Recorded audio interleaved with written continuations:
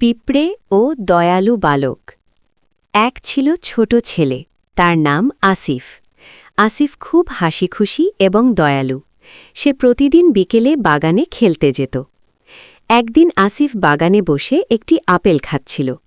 হঠাৎ সে লক্ষ্য করল তার পায়ের কাছে একদল পিঁপড়ে সারিবদ্ধভাবে হেঁটে যাচ্ছে। পিঁপড়েগুলো খুব ব্যস্ত ছিল, তারা তাদের চেয়েও বড় বড় খাবারের দানা পিঠে করে বয়ে নিয়ে যাচ্ছিল। আসিফ দেখল একটি ছোট পিঁপড়ে অনেক চেষ্টা করেও একটি বড় চিনির দানা তুলতে পারছে না। পিঁপড়েটি বারবার পড়ে যাচ্ছিল।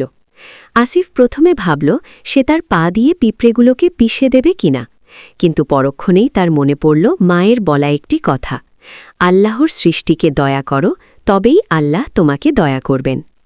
আসিফ তাড়াতাড়ি তার আপেলের একটি ছোট টুকরো এবং কিছু চিনির দানা পিঁপড়েটির সামনে আলতো করে রেখে দিল। সে ভাবল, ইস, এদের কত কষ্ট হচ্ছে। কিছুক্ষণ পর দেখা গেল অনেকগুলো পিঁপড়ে মিলে সেই আপেলের টুকরোটি তাদের বাসায় নিয়ে যাচ্ছে।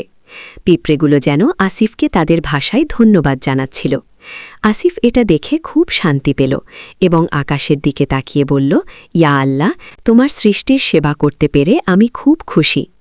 সেদিন রাতে আসিফ যখন ঘুমাতে গেল, সে তার স্বপ্নে দেখল একটি সুন্দর বাগান, যেখানে সে যা দয়া করেছে তার চেয়েও অনেক বেশি পুরস্কার আল্লাহ তাকে দিচ্ছেন।